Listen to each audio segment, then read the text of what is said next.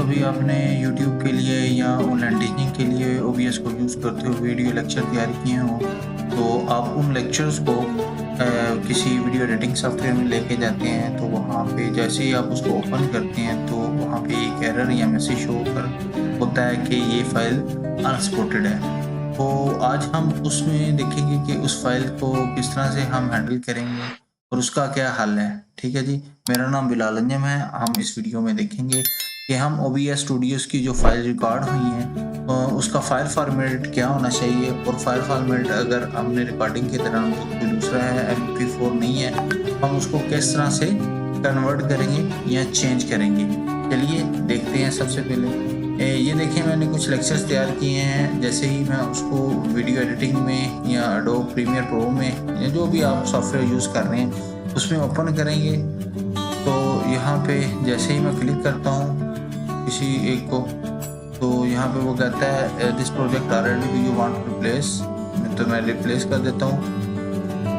तो यहाँ पे मुझे एक मैसेज, एरर मैसेज आ रहा है। ये देखें यहाँ से जो जहाँ पे मेरा कर्सर है, this file has an unsupported compression type. ठीक है जी, तो ये फाइल जो है ये सपोर्ट नहीं कर रहा। ठीक है, तो इसको कैसे हम जो है वो हल करेंगे, इस एरर्स को किस तरह सॉल्व करेंगे। ठीक है, हम ओबीएस में चले जाते हैं। तो ओबीएस का ये इंटरफेस है, तो लेफ्ट साइड टॉप कॉर्नर पे देखें फाइल का एक फॉर्मेट है। ठीक है, तो यहाँ पे शो रिकॉर्डिंग्स और नीचे लिखा होगा रीमक्स रिकॉर्डिंग। ठीक है, ये रिकॉर्डिंग्स है मेरी। इसका फाइल फॉर्मेट चेक कर लेते हैं।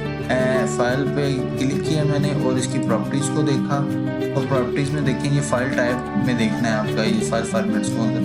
मेरे पास इसका फाइल फॉर्मेट आ रहा है .mkv। यहाँ पे मेरे पास .mp4 होना चाहिए। ठीक है, तो क्या करना है, सबसे पहले ओबीएस में चले जाना है, फाइल्स पे क्लिक करना है। यहाँ पे एक है रीमक्स रिकॉर्डिंग्स, तो रीमक्स रिकॉर्डिंग पे मैं जैसे क्लिक करूँगा तो एक नई विंडो जो है वो देखने को मिलेगी। तो इसमें ओबीएस रिकॉर्डिंग्स एक साइड पे आ रहा है, दूसरी साइड पे आ रहा है टारगेट फाइल। ठीक है, यहाँ पे 3 डॉट है। 3 डॉट पे जैसे ही मैं क्लिक करूँगा तो मेरे सामने वो फोल्डर ओपन हो जाएगा जहाँ पे मैंने रिकॉर्डिंग की है। फर्ज करें ये मैं 2 फाइल्स को जो है वो रिमक्स करना चाह रहा हूँ, तो जैसे ही 2 मैं फाइल्स को सिलेक्ट किया, ओपन किया। ठीक है, यहाँ पे देखिए वो टारगेट फाइल को कह रहा है, यहाँ पे वो ऑटोमेटिकली .mp4 कर रहा है। ठीक है जी, ऐसे ही मैं रिमक्स पे क्लिक करूँगा, वो जितनी भी मेरी रिकॉर्डिंग है वो किस में कन्वर्ट हो जाएगी, वो MP4 में हो जाएगी। ठीक है, चलिए मैं जाके देखता हूँ अपनी फाइल्स को। ये मेरी फाइल है। अब इसका फॉर्मेट देखता हूँ। मैंने राइट क्लिक किया, उसमें प्रॉपर्टीज़ में गया। अब देखें ये फाइल जो है वो मेरी कन्वर्ट हो गई है MP4 में। चलिए अब इसको मैं ओपन करता हूँ या इंपोर्ट करता हूँ। मैंने इसको ड्रैग किया और अपने सॉफ्टवेयर में इंपोर्ट किया, और यहाँ पे देखें ये मेरी फाइल जो है वो इंपोर्ट होना शुरू हो गई है। ठीक है जी, ये तो थी एक छोटी सी ट्रिक जिससे आप जो है अपनी फाइल्स जो भी आपने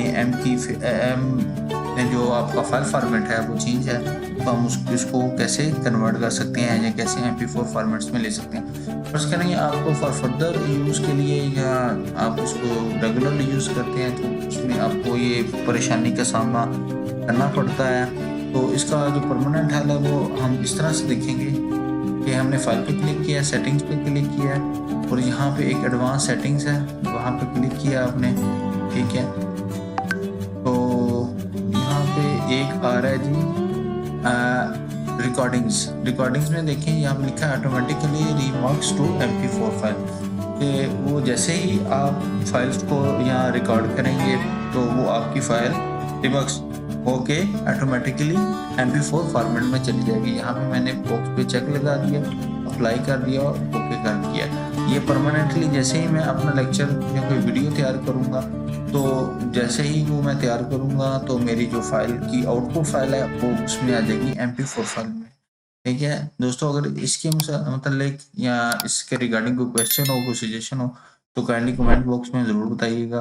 अल्लाह हाफ़िज़।